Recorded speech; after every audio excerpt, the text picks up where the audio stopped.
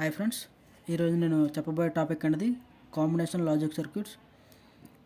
ఈ combination logic circuit అనేది ఒక డిజిటల్ ఎలక్ట్రానిక్స్లో ఒక మెయిన్ రోల్ని ప్లే చేస్తుంది. ఇప్పుడు మన కాంబినేషన్ లాజిక్ సర్క్యూట్ అంటే మనం తెలుసుకుందాం. అవుట్పుట్ అనేది completely depends on the input.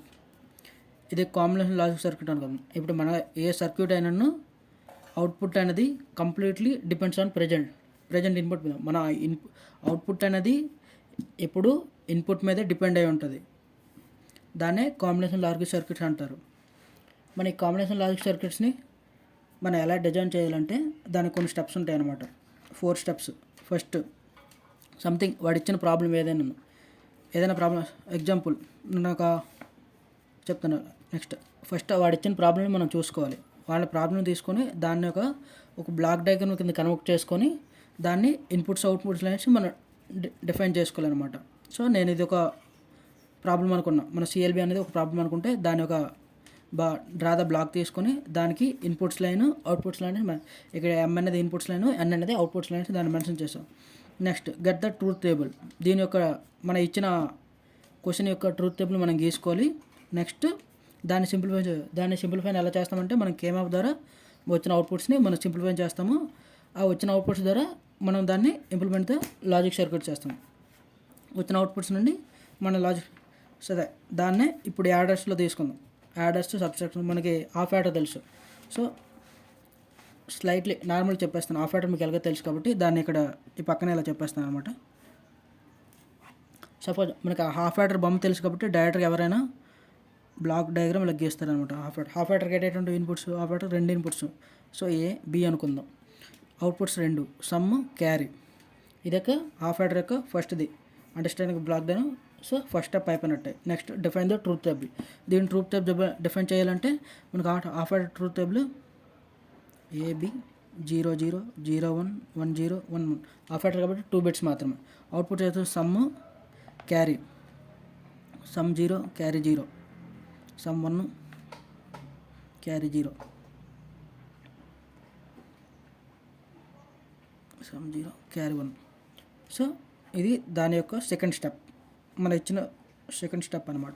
Define the truth table. మన ఈ విధంగా మన ట్రూత్ టేబుల్ ఇన్పుట్స్ అనేవి ఏబి ఇలాగ ఇచ్చినప్పుడు 4 కాంబినేషన్స్ వస్తాయి. దాని అవుట్పుట్స్ అనేవి ఇలాగ వస్తాయి, సమ్, క్యారీ అనేది. So get the simple question expression. ఇది చిన్నది కాబట్టి మనం డైరెక్ట్గా హాఫ్ యాడర్ కాబట్టి ఇలా గీసేస్తాం. సింపుల్ క్వశ్చన్ ఎక్స్ప్రెషన్ ఎప్పుడు ఎలా చేస్తాం, మనం కేమాప్ ద్వారా చేస్తాం. కేమాప్ ద్వారా చేసినప్పుడు ఫస్ట్ సమ్ చేస్తాం.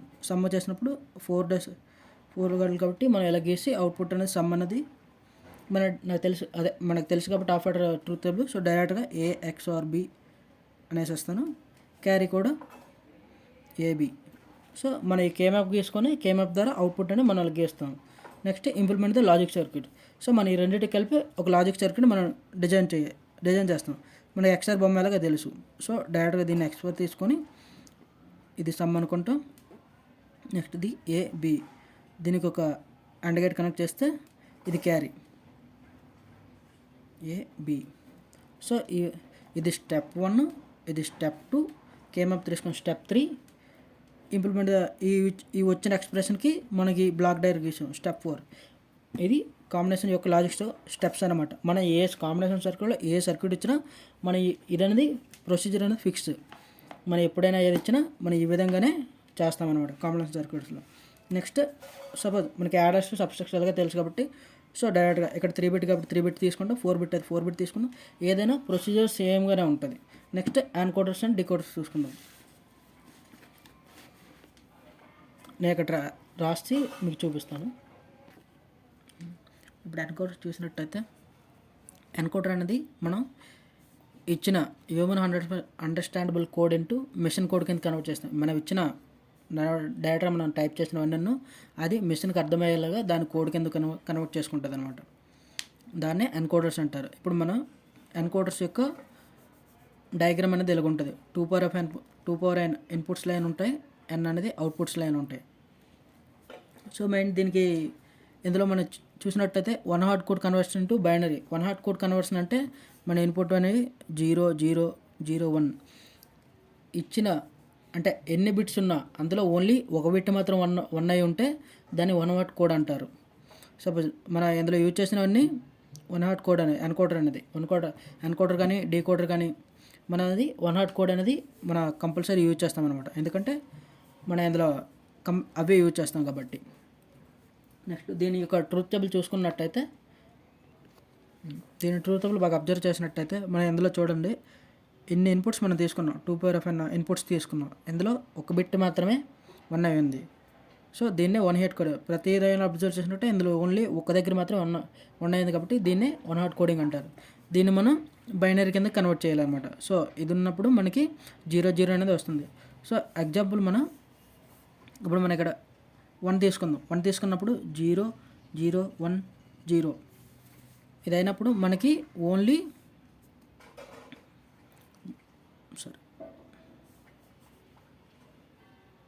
0 1 అనేది వస్తుంది అనమాట. మన ట్రాన్స్మిషన్ లైన్లో మనం ఓన్లీ ఒక్క 1 మాత్రమే ఉంది. అవుట్పుట్ వచ్చినప్పటికీ మనకి ఇక్కడ తగ్గిపోయింది అన్నమాట. మనం దేనికి మెయిన్గా ఈ ఎన్కోడర్స్ అని యూజ్ చేస్తామంటే మన కమ్యూనికేషన్ గురించి, ట్రాన్స్మిషన్. మనం n బిట్స్ 2n ఇన్పుట్స్ ఇచ్చినప్పుడు ఓన్లీ n బిట్స్ మాత్రమే ఇది ట్రాన్స్మిట్ చేస్తుంది అనమాట. సో సగం తగ్గించేస్తుంది కాబట్టి మనం ఎన్కోడర్స్ అనేది యూజ్ చేస్తామన్నమాట. ఇక్కడ మనం చూసుకున్నట్టయితే మనకి ఇన్పుట్స్ అనేవి 4 బిట్స్ ఇచ్చాం. బట్ మన అవుట్పుట్ ట్రాన్స్మిట్ చేసిన మాత్రం 2 బిట్స్ మాత్రమే ట్రాన్స్ఫర్ చేస్తుంది. దీన్నే ఎన్కోడర్స్ అంటాము. కాకపోతే దీన్ని మనం మెయిన్గా కమ్యూనికేషన్ పర్పస్ మాత్రం యూజ్ చేస్తాం ఎక్కువగా. నెక్స్ట్ ఎన్కోడర్స్ ఎలాగో డీకోడర్స్ కూడా సేమ్ దీని ఆపోజిట్ అనమాట. డీకోడర్స్ సేమ్ దీని ఆపోజిట్ ఎన్కోడర్స్కి ఎలా ఉంటాయి. ఇక్కడ human code into machine code రాస్తుంది. సో డీకోడర్స్ ఏం చేస్తుంది అంటే machine code into human code కింద కన్వర్ట్ చేస్తుంది అనమాట. హ్యూమన్ కోడ్ కన్వర్ట్ చేస్తుంది. ఇక్కడ మనం చూసినట్టయితే ఇక్కడ ఎన్కోడర్ డీకోడర్స్లో ఇక్కడ చూడండి అవుట్పుట్స్ అనేవి ఇక్కడ ఇన్పుట్స్ లైన్ అనేవి 2n ఉన్నాయి. కాబట్టి ఇక్కడ ఇన్పుట్స్ లైన్ అనేవి n ఉంటాయి, అవుట్పుట్స్ లైన్ అనేవి 2n ఉంటాయి అనమాట. 2n. సో ఇన్పుట్స్ అనేవి మనం 2 తీసుకుంటే, సరే ఇందాక మనం 10 ఇచ్చాం కదా, 10 అది మనం ఒక సపోజ్ ఇక్కడ ఒక స్టేషన్ ఉంది, ఇక్కడ ఒక స్టేషన్ ఉంది. ఈ స్టేషన్ నుండి మనం 10 అనేది ఇచ్చామన్నమాట. అదే ఈ స్టేషన్ నుండి మనం 0010 అనేది ట్రాన్స్మిట్ చేసాము. 00 ట్రాన్స్మిట్, ఈ మధ్యలో ట్రాన్స్మిట్ అయినది 10 కింద ట్రాన్స్మిట్ అయ్యి ఇక్కడ నుండి మొత్తం పాస్ అవుతుందన్నమాట.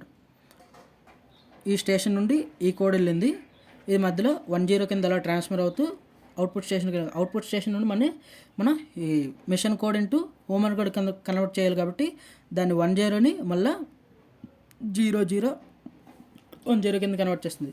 సో ఈ విధంగా మనం ఎన్కోడర్స్ని డీకోడర్స్ని కమ్యూనికేషన్ పర్పస్లో యూజ్ చేస్తామన్నమాట. సేమ్ ఇక్కడ 2n ఇన్పుట్స్ కాబట్టి 2n అవుట్పుట్స్ యూజ్ చేస్తాం.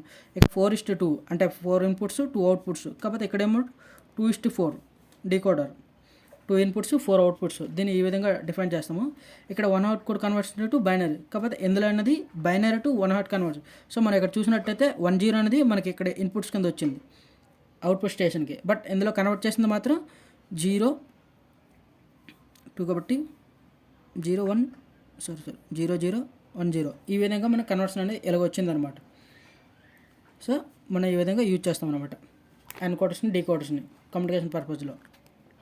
ఇప్పుడు మనం చూసినట్టే మక్స్ డీమెక్స్ అనేది మన యూనివర్సల్ లాజిక్ గేట్స్ కింద యూజ్ చేసుకోవచ్చు అనమాట. సో ఈ మక్స్ నుండి మనం అండ్ గేట్గా యూజ్ చేసుకోవచ్చు, ఆర్ గేట్గా యూజ్ చేస్తాం. మొత్తం మన యూనివర్సల్ లాజిక్ గేట్స్లోకి దీనికి కూడా యూజ్ చేసుకోవచ్చు మక్స్ అండ్ డీమక్స్ని. సో ఈ మక్స్ అండ్ డీమక్స్ ప్రాసెస్లో ఏంటంటే మనకి డయాగ్రామ్ అనేది ఇలా ఉంటుంది అనమాట. 2n ఇన్పుట్స్ ఉంటాయి, n number of selection lines అనమాట. దానికి డబల్ ఉంటాయి. సో ఇక్కడ సపోజ్ మనకి ఇక్కడ 4 ఇన్పుట్స్ ఉన్నాయి, అవన్నది 2 సెలక్షన్ లైన్స్ ఉంటాయి అనమాట. సో దీనికి ఇందులో మనం suppose A0 A1 A2 A3 ఈ విధంగా మనకి 1 కావాలంటే మనం సెలక్షన్ లైన్లో 01 ఇచ్చామంటే మనకి A1 అనేది అవుట్పుట్ కింద వస్తుంది. సో ఇదే దీని డెఫినేషన్. ఇన్పుట్ అనేది routing based on the selection line. So మనం ఇక్కడ A1 అనేది రప్పించాలంటే based on the selection line ద్వారా మన ఇన్పుట్ అనేది అవుట్పుట్ కింద కన్సిడర్ చేస్తాము. సో సేమ్ ఆపరేషన్ డీమక్స్లో కూడా సేమ్ అలాగే ఉంటుంది అనమాట. అవుట్పుట్ అనేది ఇది ఒక్కటినే సెలెక్ట్ చేయాలనుకున్నాం, మనం ఇక్కడ 2నే సెలెక్ట్ చేసుకోవాలనుకున్నాం. సో ఇన్పుట్స్లో ఇక్కడ 01 వస్తే ఓన్లీ ఇది ఒకటే యాక్టివేషన్ అవుతుందండి. సో దీన్ని ట్రాన్స్మిషన్ పర్పస్లో యూజ్ చేస్తాం. ఇప్పుడు ట్రాన్స్మిట్ చేసినప్పుడు మనకు బల్క్లో ఉన్నాయి. సో బల్క్స్ లైన్స్ ట్రాన్స్మిట్ అయ్యాయి. సో ఒక 10 లైన్లు ఉన్నాయనుకోండి, సంథింగ్ ఇలా 10 లైన్స్ ఉన్నాయి. 10 లైన్స్లు ఉన్నప్పుడు మనం ఏమవుతుంది అంటే మనకు అందులో ఏదో సెలక్షన్ లైన్ మాత్రం కావాలి. ఆ సెలక్షన్ లైన్ మాత్రం మనకి వెళ్ళినప్పుడు మాత్రం చూసుకోవడానికి మనం ఈ మక్స్ అనేది యూజ్ చేస్తాం అనమాట. ఆ సెలక్షన్ లైన్స్ తీసుకోవడానికి ఓన్లీ ఒక సెలక్షన్ లైన్, ఒక 10 లైన్లో ఏదో ఒక లైన్ని మాత్రమే ట్రాన్స్మిట్ అవ్వాలి కాబట్టి అప్పుడు దాన్ని మక్స్ కింద యూజ్ చేస్తాం. అదే డీమక్స్లో ఇస్తే ఒక్క ట్రాన్స్మిషన్ లైన్ అయింది కాబట్టి దాని ద్వారా మళ్ళీ తీసుకోవడానికి అనేది మనం డీమక్స్ని యూజ్ చేస్తాం అనమాట. సో మక్స్ అండ్ డీమక్స్ దీన్ని కూడా కమ్యూనికేషన్ పద్ధతిలో నీట్గా యూజ్ చేసుకోవచ్చు. కాబట్టి ఈ విధంగా అనేది కాంబినేషన్ లాజిక్ సర్క్యూట్స్ అనేవి మనం యూజ్ చేస్తాం మన రియల్ లైఫ్లో.